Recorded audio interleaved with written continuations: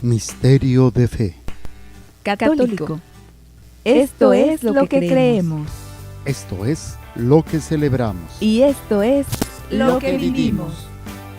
Misterio de fe. Comenzamos. Permítanme gritarlo.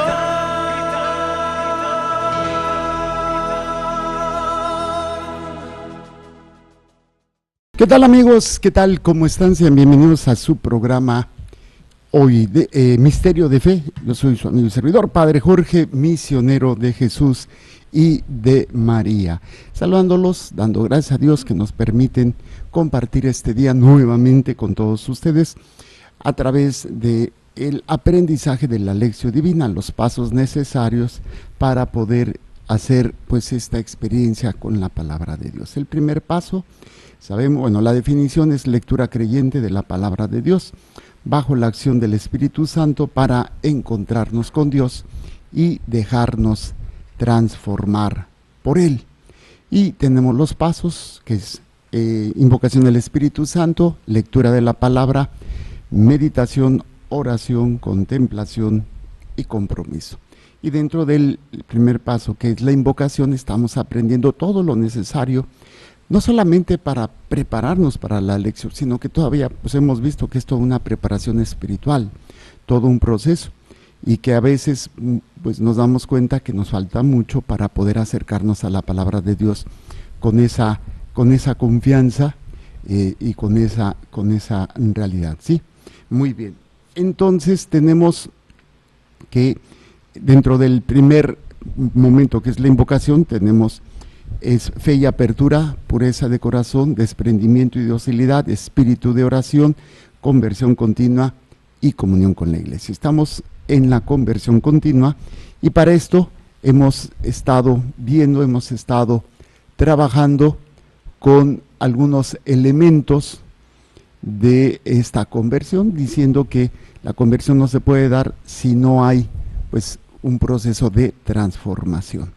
Y para esto habíamos hablado de las bases para la conversión y alcanzar o buscar la santidad. La primera base era conocer y meditar la grandeza y bondad infinita de Dios, ¿sí? Y nuestra inclinación y debilidad fuerte hacia el mal. Esa es nuestra inclinación fuerte hacia el mal, ¿sí? Es precisamente esta realidad. Y luego la segunda base es aceptar ser humillados, algo que va a ser necesario para todos nosotros, aprender a dejarse ser humillados y sujetar nuestra voluntad no solo a Dios, sino a toda a la voluntad de Dios, sino también a toda persona que Dios ha puesto para que nos dirijan, directores espirituales, confesores, padres, padrinos, aconsejen y gobiernen. Aquí en el gobiernen, pues siempre y cuando no vaya en contra pues de lo que va a ser la contrario a la fe, por ejemplo, con eso de que quieren aprobar la ley del aborto, que quieren aprobar muchas cosas, no quisiera, pues no me lo mandan y lo voy a aceptar. Hay que tener ese discernimiento. La tercera base era vivirlo todo, sufrirlo todo por amor a Dios, para la gloria de Dios y salvación de las almas. El cuarto, cumplir lo que Jesús nos exige, que es negarse a sí mismo, aceptar la cruz de los sufrimientos que Dios permite que nos lleguen, seguir a Jesús imitando sus ejemplos, ¿sí? Aceptar su yugo, que es suave y ligero, y aprender de él, que es manso y humilde de corazón. Y tenemos el quinto, lo que San Pablo nos aconseja, que Jesús no se aferró a su condición divina, sino que se abajó, se anonadó y no quiso quedarse con esa dignidad, con ese elemento de la dignidad de Dios y con todas las prerrogativas, sino al contrario, se agachó, se abajó. Y es precisamente este elemento. Y esas son las bases. Ahora, para esto hablábamos que se tiene que ir trabajando en los elementos necesarios o condiciones, hablamos de condiciones para poder necesarias para adquirir dicha dicha transformación, dicha conversión, este proceso de cambio. Y hablábamos precisamente, primero, desconfianza de nosotros mismos, que ya lo vimos, y veíamos todos estos elementos necesarios de ir dejándonos de confiar en nosotros, porque esto es un grave error que tenemos, la confianza en Dios, luego ejercitar las cualidades que se tienen y entrar más en la vida de oración. Pero por esto, hablamos por ejemplo en el de desconfianza en nosotros, pues es saber que nosotros, nuestra capacidad, todo lo bueno viene de Dios, todo lo malo viene del papá, viene del demonio, ¿no? Porque decíamos la alegoría que hacía siempre las mamás, ¿no? Y ahí es la desconfianza también en nosotros, teníamos que pedirla. No es algo que, pues ya bueno, que ya no voy a confiar en mí, no. Es un regalo de Dios, porque nosotros tarde o temprano sentimos, Juan Camaney, hay demasiada confianza en nosotros. Aquí hay un borderline que le dirían, porque hasta qué punto es saludable, porque podemos caer en la depresión, podemos caer, yo les decía, hay que aprender a desconfiar de nosotros, pero tiene que venir y darse la confianza en Dios, porque una desconfianza en nosotros, sin confianza en Dios, nos hace caer en una depresión, en una crisis existencial, en inseguridad, en miedos. Pero cuando hay esto, pues obviamente el hombre se reconoce incapaz y pues es capaz de realizar pues todos estos elementos para poderlo realizar. Vamos a ir descubriendo la confianza en nuestro Dios, para poder ir trabajando más en todo esto. Y dentro también de esta desconfianza en nosotros, decíamos,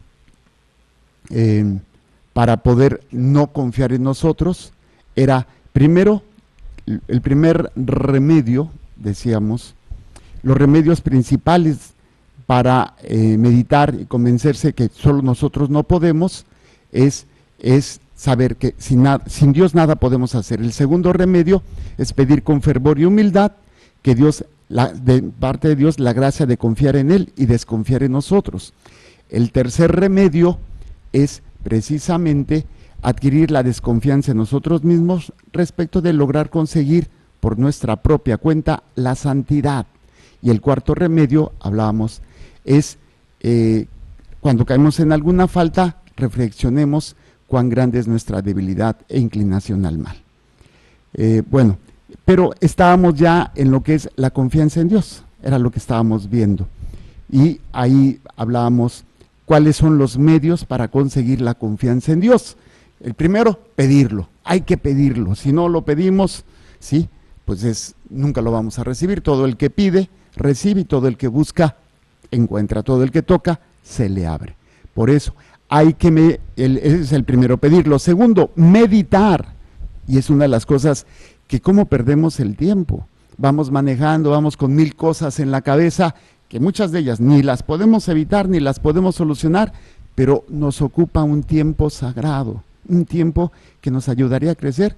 Por eso es tan peligroso ahora el uso de tanto de los medios, que no son malos, pero se vuelven un vicio a tal grado que nos quita el tiempo para poder meditar, precisamente en el poder de Dios. Entre más medito en el poder de Dios, medito en su infinita bondad, pues tengo pues esta confianza en Dios. Pero si yo empiezo a meditar más, es que estoy en este proyecto y voy a hacer esto, o voy a entrar en este trabajo, o lo que voy a hacer, pues empezamos a confiar más en esos proyectos y se vuelve pues ¿y qué es lo que pasa cuando no se logra ese proyecto? Pues caemos en la tristeza. O simplemente cuando una persona está sumamente enamorada y empieza, no, es que con mi novio, ay, es que con mi esposo, ay, es que con mi esposa. Y cuando por alguna causa se mueren, fallan porque tienen que fallar, pues es cuando pues toda nuestra vida se viene para abajo y caemos en situaciones. Por eso, mejor pensar y meditar más en el poder de Dios, en la misericordia de Dios, porque sabemos que todo lo demás es temporal, hasta nosotros, que también sería un error muy grave de aquellas personas que confían demasiado en sí mismas, ¿no? Yo puedo, yo esto, yo aquello, y cuando les fallan las cosas, pues terminan en una depresión, en una situación muy triste. Como recuerdo una situación en las personas, por ejemplo, que su equipo de fútbol era lo máximo. Fue muy sonado el caso de la desgracia de Maracaná en el Mundial de Brasil en el 62, no me acuerdo qué año fue. Y pues Brasil era el preferido, pues era, aparte que había sido campeón y todo, pues Brasil, y lo eliminaron. Y hubo gente que se suicidó porque perdió su equipo. Y tú dices, la gran crisis, la gran depresión en Estados Unidos, donde gente con mucho dinero perdió todo y se suicidaron. ¿Por qué? Por confiar demasiado en ellos o confiar demasiado en las cosas. Entonces, nosotros tenemos que buscar y meditar cómo Dios es grande, y ahí es precisamente lo que nosotros trabajar. Y hablábamos de esta conciencia de lo que debe de ser pensar en el gran poder y misericordia. Hablamos de la parábola del hijo pródigo, hablábamos de la parábola de la moneda perdida y todos estos elementos. Y habíamos entrado, Beto, ¿me pasas la Biblia, por favor? Pues de todas maneras aquí tengo Biblia, pero bueno, lapsus brutus. Lo que pasa es que la vez pasada les había dicho, gracias, que iba a traer mi Biblia temática. Esta Biblia es una Biblia temática. ¿Qué significa? Viene toda la Biblia, pero por temas. Entonces, no es así como desarrollado. Tú buscas la palabra confianza y te vienen todas las citas bíblicas sobre la confianza. Buscas palabra miedo, vienen todas las palabras de miedo. Bien, del padre o del hijo o de la amistad o de todo lo que... Y a mí me encanta porque pues aquí sirve para sacar. Entonces, hablamos del tercer remedio para conseguir esa gran confianza en Dios, era repasar en cuanto a lo que dice la Sagrada Escritura acerca de lo importante que es confiar en nuestro Señor. Y me había dado cuenta que había copiado más citas bíblicas, ¿se acuerdan? Yo dije, ay, el padrecito. Entonces, hablar y meditar sobre la confianza de Dios, pues hay muchas citas bíblicas. Por ejemplo, la providencia.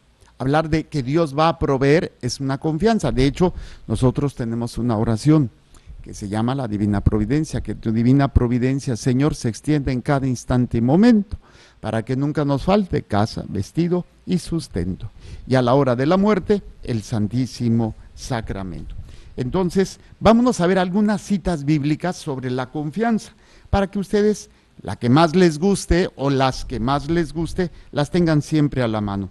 Por ejemplo, en Éxodo capítulo 14, el contexto de esta lectura, vamos a centrarnos en el versículo 13, pero hay que entender el contexto. El capítulo 14 es cuando el pueblo sale y de repente los egipcios empiezan a perseguir a Israel. Entonces esta persecución, pues entra en pánico el pueblo. Y fíjense, vamos a leer desde el 5, pero quiero que se centren en el versículo 13, que es el que más nos refiere. Dice, cuando anunciaron el rey de Egipto que el pueblo había huido, el faraón y sus servidores cambiaron de parecer sobre el pueblo y dijeron, ¿qué es lo que hemos hecho? Hemos dejado marchar a Israel de nuestra servidumbre. El faraón hizo enganchar su carro y tomó consigo sus tropas. Tomó 600 carros escogidos y todos los carros de Egipto montados por sus combatientes. Yahvé hizo que se obstinara el faraón, rey de Egipto, y persiguiera a los israelitas. Pero los israelitas salieron con gesto victorioso. Los egipcios los persiguieron con los caballos, los carros del faraón, sus jinetes y sus ejércitos, y los alcanzaron. Cuando acampaban junto al mar, cerca de Pi-Hahirot, frente a Baal-Zafón. Al acercarse el faraón, los israelitas alzaron sus ojos, y viendo que los egipcios marchaban tras ellos, temieron mucho los israelitas y clamaron a Yahvé. Y dijeron a Moisés, ¿acaso no había sepulturas en Egipto, para que nos hayas traído a morir en el desierto? ¿Qué has hecho con nosotros sacándonos de Egipto? ¿no te dijimos en Egipto, déjanos en paz? Serviremos a los egipcios, pues más nos vale servir a los egipcios que morir en el desierto. Cualquier semejanza con nosotros no es coincidencia, ¿sí? Es que mi marido me prometió esto, es que en el trabajo, es que, y cambian de opinión, y entonces viene la persecución, no, es que, y entonces, no, ¿para qué me casé? ¿Para qué quién sabe qué? Y viene todos estos, estoy poniendo un ejemplo por decir algo, ¿no? Que pueden darse en la amistad, puede darse en el trabajo, puede darse en todo. Y es cuando viene ese renegar, no, pues estaba mejor, ¿para qué entré a este trabajo? Yo le dije a Dios, es culpa de Dios, pues ¿para qué me trajo?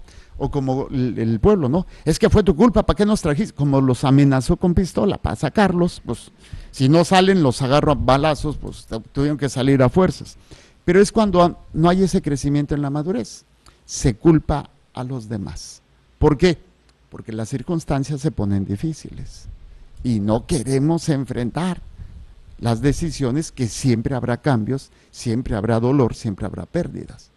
Y es más fácil quedarnos en nuestro status quo, en nuestra zona de confort, entre comillas. Porque dice un refrán, más vale malo conocido que bueno por conocer. Y entonces ahí es donde nos damos cuenta que nos falta. Entonces viene este reclamo, ¿no? No te dijimos en Egipto, déjanos en paz y serviremos a los egipcios, pues más nos vale salir a los egipcios que morir en el desierto. Y aquí viene, Moisés respondió al pueblo, no temáis, estad firmes y veréis la salvación que Yahvé os otorgará en este día, pues los egipcios que ahora veis, no los volveréis a ver nunca jamás. Yahvé peleará por vosotros, vosotros no os preocupéis.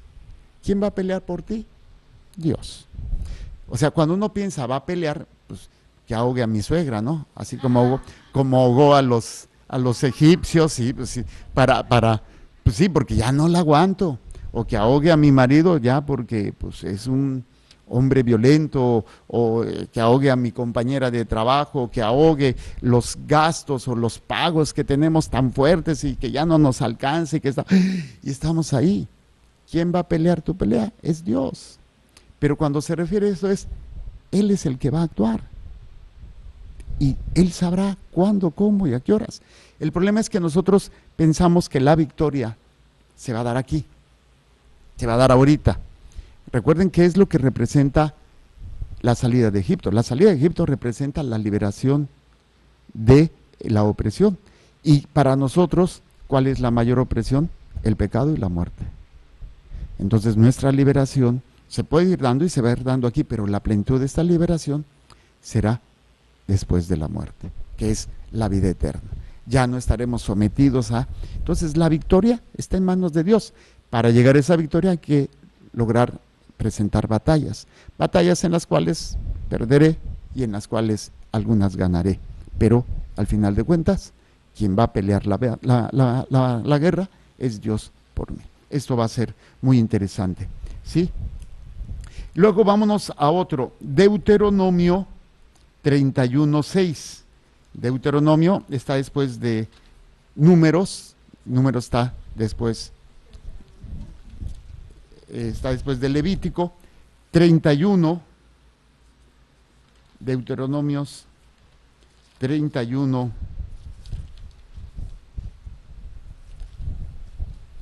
6. Bueno, viene otra vez este elemento de enfrentarse a una situación extrema. ¿Sí? Aquí hay que ubicarnos, es Josué. ¿Se acuerdan que el domingo hablábamos de este pasaje de la profesión de fe? Pues yo y mi familia estaremos sirviendo al Señor. Bueno, esto es cuando recién muere Moisés y Josué asume el papel, asume esta responsabilidad. Vamos a leerlo desde el versículo 1 y el que nos interesa así es el versículo 6. Fue Moisés y dijo estas palabras a todo Israel y les añadió: tengo hoy 120 años, ya no puedo seguir como jefe. Y Yahvé me ha dicho, tú no pasarás este Jordán. Yahvé Dios será el que pase delante de ti. Él destruirá ante ti estas naciones y las desalojará. Será Josué quien pasará delante de ti, como ha dicho Yahvé. Yahvé tratará como ha tratado a Sihón y a Og, reyes amorreos, a su país, a los cuales ha destruido. Yahvé os los entregará y vosotros los trataréis exactamente conforme a la orden que yo os he dado. Y vienen, fíjense aquí, sed fuertes y valerosos, no temáis ni os asustéis ante ellos, porque es Yahvé tu Dios el que marcha contigo. No te dejará ni te abandonará. Es un texto hermosísimo.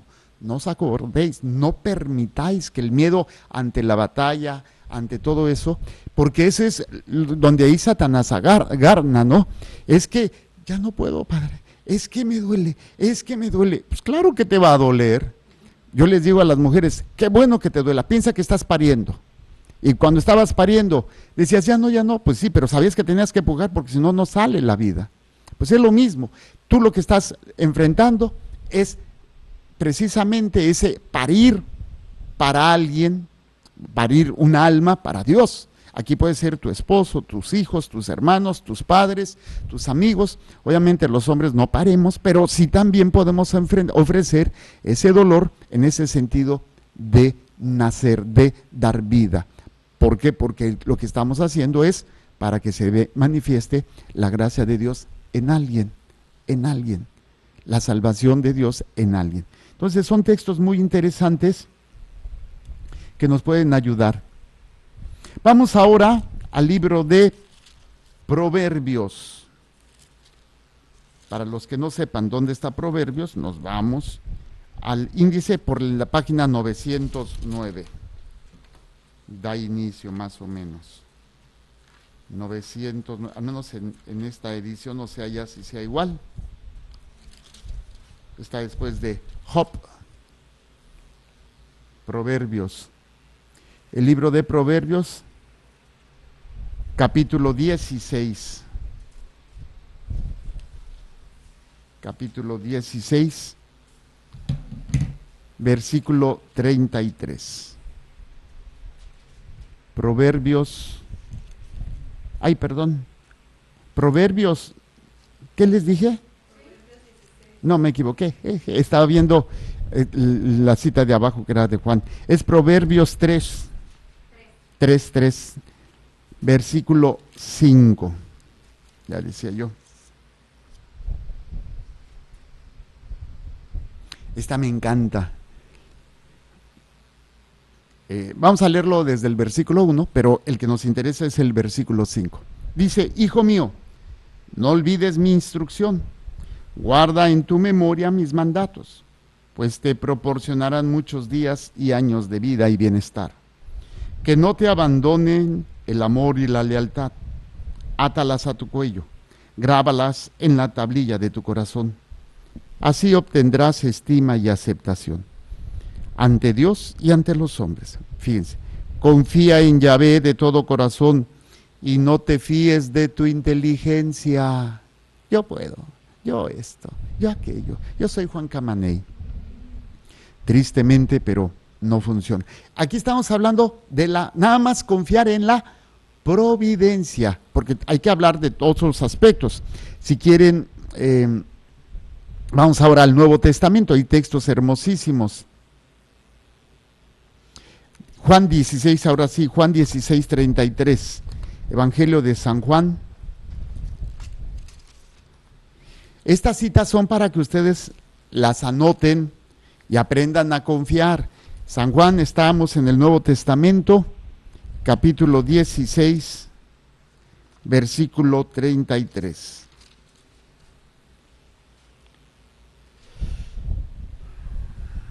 Aquí nada más nos vamos a ir al texto. Estamos en este capítulo sobre la venida del Paráclito y el anuncio de un pronto retorno, y en el versículo 33 dice, os he dicho estas cosas para que tengáis paz en mí. En el mundo tendrán tribulación, pero ánimo, he vencido al mundo. Yo creo que aquí se resume todo, porque dice, primero, ¿en dónde va a estar mi paz? En Él. ¿Cómo saber que mi paz no está en Él? cuando los acontecimientos que me suceden, no quiere decir que no me duelan, pero no pueden estarme robando la paz una y otra y otra y otra vez. Entonces quiere decir que necesitamos trabajar en esa paz en Él. O sea, yo lo tengo a Él. Me duele lo que me hicieron, pero no pierdo mi paz. Claro, no somos de palo, me duele esta situación, pero no somos, ¿cómo se llama? Pero no perdemos la paz, porque ahí es cuando caemos pues en la depresión, en la tristeza y en el desánimo. Bueno, dice, os he dicho estas cosas para que tengáis paz en mí. Segundo, o sea, primero tengo que buscar la paz en Él. Segundo, sé que voy a enfrentar tribulaciones. De aquí, todo lo que has vivido y lo que te falta por vivir. Tribulaciones. En el mundo tendrán tribulaciones, dificultades, desilusiones, enfermedades, muertes de seres queridos, sufrimientos y todo. Dice, pero ánimo, yo he vencido al mundo. Y aquí cuando se refiere, acuérdense que hay que entender el término mundo, porque pues la creación es el mundo y Dios lo hizo. No se está refiriendo a la creación, se está refiriendo, como el Papa Juan Pablo II lo definía, la cultura de la muerte. Todo lo que nos arrastra de Dios, que es el mundo, en cuanto a esta cultura, la carne y el demonio. ¿Sí? Y el mundo, pues todo lo que es contrario a la vida, el aborto, la eutanasia, promoción de la homosexualidad, violencia, abusos sexuales, corrupción, etcétera, etcétera, etcétera. Bueno, vámonos a otra cita.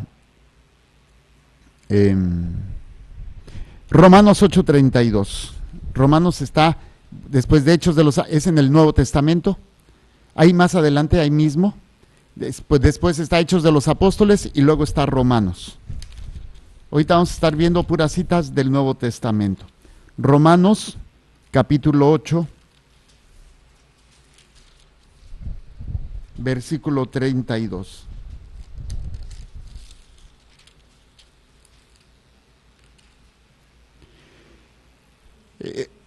Estamos mañana 1666, más o menos, en mi Biblia, no sé qué página sea la suya.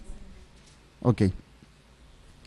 Es que la mía es una edición más antigua que la de ustedes. Ok. Dice así Romanos 8:32. Vamos a leer desde el 31, que también es hermoso. Ante esto, ¿qué diremos? Si Dios está por nosotros, ¿quién contra nosotros? Fíjense, el que no perdonó ni a su propio hijo, antes bien le entregó por todos nosotros, ¿cómo no nos dará con él graciosamente todas las cosas? O sea, si él lo entregó por nosotros, pues ¿qué no valemos nosotros la sangre de Cristo? ¿Qué no nos dará todas esas cosas que necesitamos? No las que queremos, las que necesitamos. Y obviamente cuando hablamos las que necesitamos, pues es para la salvación, para el estar bien. ¿Sí le está gustando estas citas? O sea, nos ayudan muchísimo y nos ubican, ¿no? Vamos a ver, déjenme checar esta para ver qué tan... Ahí mismo hacia adelante podríamos ver no, esta no, mejor vámonos Filipenses 1:6, sigan hacia adelante, está 1 Corintios, 2 Corintios, luego está Filipenses 1:6, luego está Gálatas. Después de Gálatas está Efesios y después de Efesios está Filipenses, allá por la 1700 y tantos, 20 y tantos. Ok, Filipenses 1:6. Vamos a leerlo desde el 3. Doy gracias a mi Dios cada vez que me acuerdo de vosotros, rogando siempre y en todas mis oraciones con alegría por todos vosotros, a causa de la colaboración que habéis prestado al Evangelio desde el primer día hasta hoy, firmemente convencido de que quien inició en ustedes la buena obra, la irá consumando hasta el día de Cristo Jesús. O sea, la obra que ha empezado Dios en ustedes, Dios la irá consumando hasta la venida de Jesús. O sea, ¿en manos de quién estamos? De Dios. O sea, hay que confiar que la obra de Dios se irá consumando, se irá dando. Pero ¿quién es el director? ¿Quién es el? Pues es Dios. Dios no manda, permite cosas. Claro, Él no manda que te lastimen, que te traicionen, que seas víctima de una injusticia. Pero desde ahí Dios va a ir obrando. Él te va acompañando, no te va quitando todo eso, pero te va acompañando y tú aprendes a tener confianza en Él. Por eso dice San Pablo, y de una manera muy interesante, dice, firmemente convencido de quien inició en vosotros la buena obra, la irá consumando hasta el día de Cristo Jesús. Esta sería una cita bíblica hermosísima para los papás. ¿En qué sentido? Convencido de que quien inició en ustedes la obra, la culminará. O sea, ¿quién inició la obra de salvación en sus hijos? Dios, a través de ustedes. ¿Quién la va a concluir? Dios, sin ustedes. Afortunadamente, ¿no? Digo, porque a veces le estorbamos. Y bueno, ahí mismo en Filipenses, pero capítulo 4, esta es clásica, versículo 13. Versículo 13. Pero vamos a leerlo desde el 10. Dice, me alegré mucho en el Señor de que ya por fin han florecido vuestros buenos sentimientos para conmigo. Ya los teníais, solo os faltaba la ocasión de manifestarlos. No lo digo movido por la necesidad, pues he aprendido a contentarme con lo que tengo. Sé andar escaso y sobrado. Estoy avesado a todo y en todo, a la saciedad y al hambre, a la abundancia, a la privación. Todo lo puedo con aquel que me da fuerzas. O en otra traducción, todo lo puedo en Cristo que me fortalece. O sea, ¿de dónde va a venir mi fuerza en las situaciones difíciles?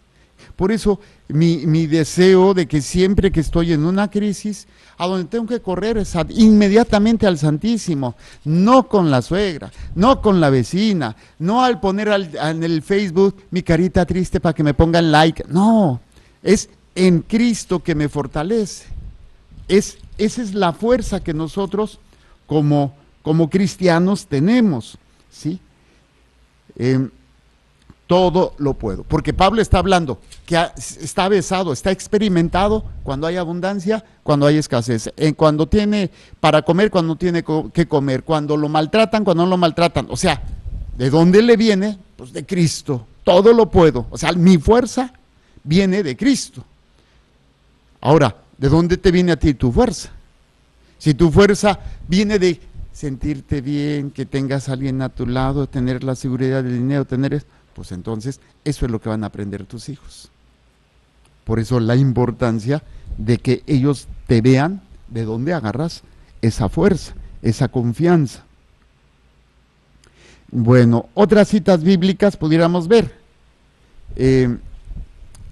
También ahora sobre el miedo. Sí, porque es una de las cosas que más trabajo nos cuesta. Vámonos otra vez al Antiguo Testamento, porque aquí viene, dentro de la Biblia temática, viene ahora la confianza hacia cuando uno tiene miedo, ¿no? Cuando uno tiene temor. Jeremías es uno de los profetas. ¿Se movió o me moví? Se está volteando. O sea, yo soy el culpable. Bueno, entonces, Salmos, Job, Jeremías son de los profetas. Está después de Isaías. Estamos hablando por la página 1200 y tantos. Es Jeremías capítulo 30, versículo 10. Allá por la 1205.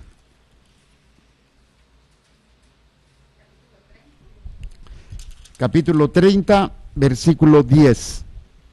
Pero vamos a leer desde el 1. Dice la perícopa son los títulos negros que ponen los traductores para ubicarnos por temas, al menos en la Biblia de Jerusalén es la que yo uso y la que más me gusta.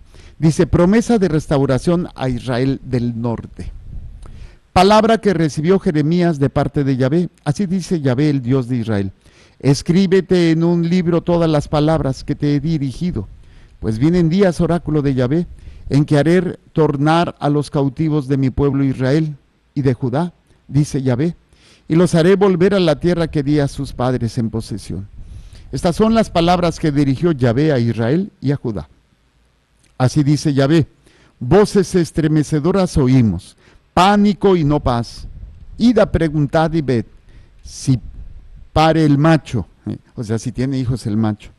Entonces, ¿por qué he visto a todo varón con las manos en las caderas como la que da a luz? ¿Y a todas las caras se han vuelto amarillas? ¡Ay! Porque grande es aquel día, ninguno se le parece. Será tiempo de angustia para Jacob, pero saldrá ileso de ella.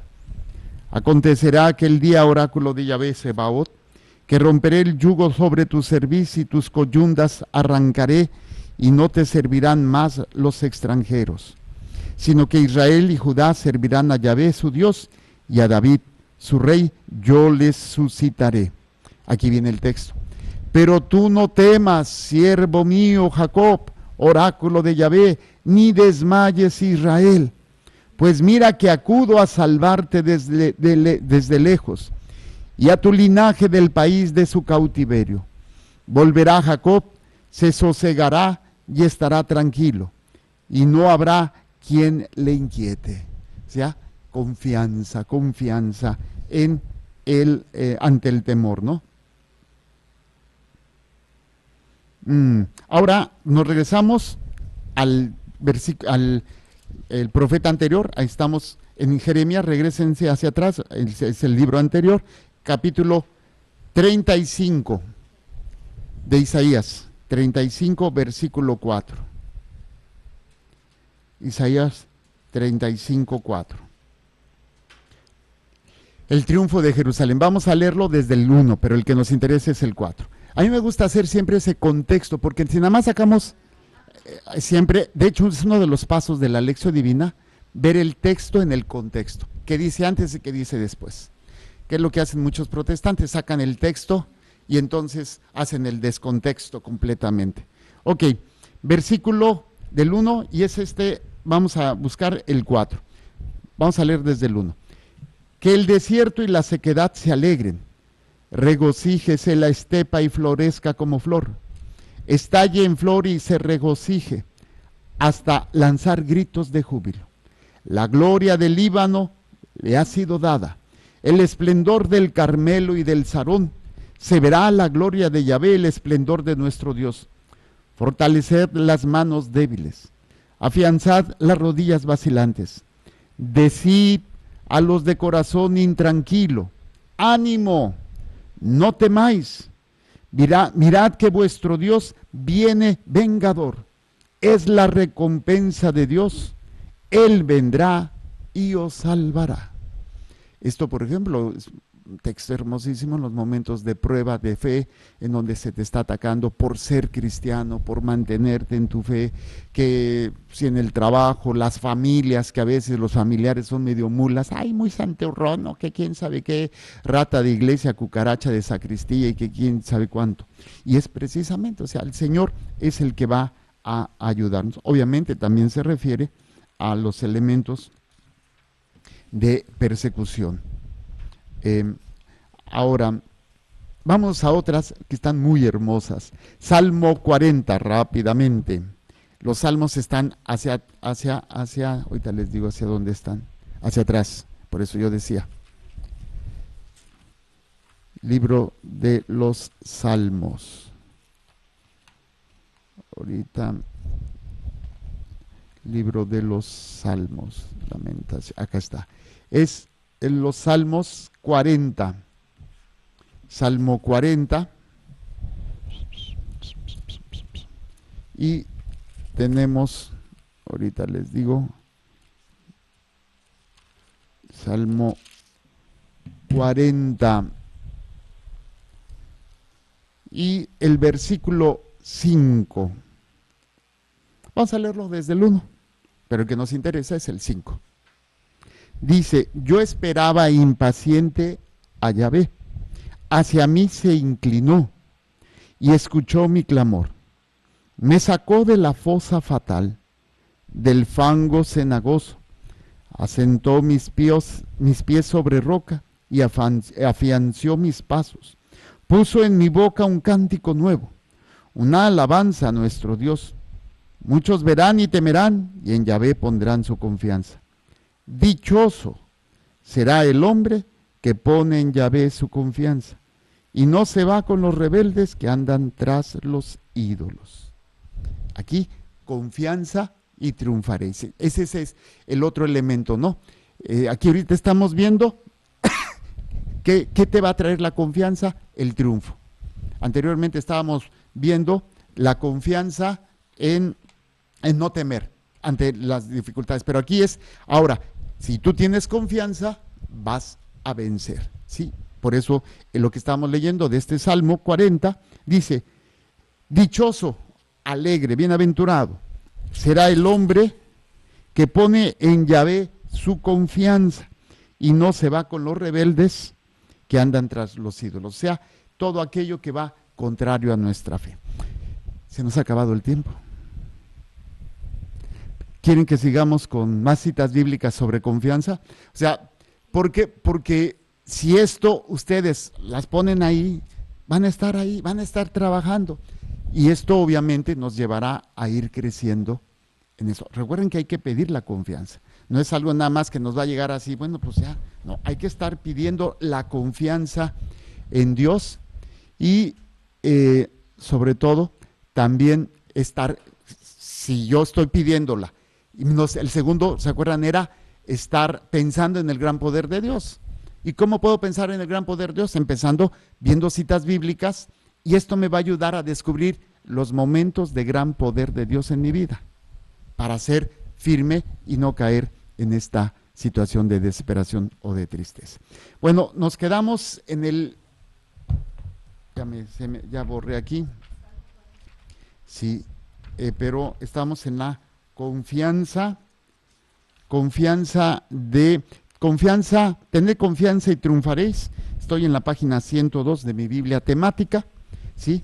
Y estábamos viendo, dichoso el hombre que pone en Dios su confianza. Salmo 40, versículo 5.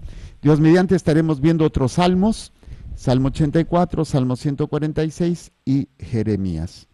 Y bueno, después vamos a ver confianza en la tribulación, Dios socorre al desvalido. Bueno, hay muchas citas. Pudiéramos hacer programas y programas, o sea, yo creo que algunos 4 o 5 programas de puras citas bíblicas. Claro, no nos vamos a ir a tanto, pero sí es importante que trabajemos en esto. Que el Señor les bendiga y les proteja, haga resplandecer su rostro sobre ustedes y les conceda su favor.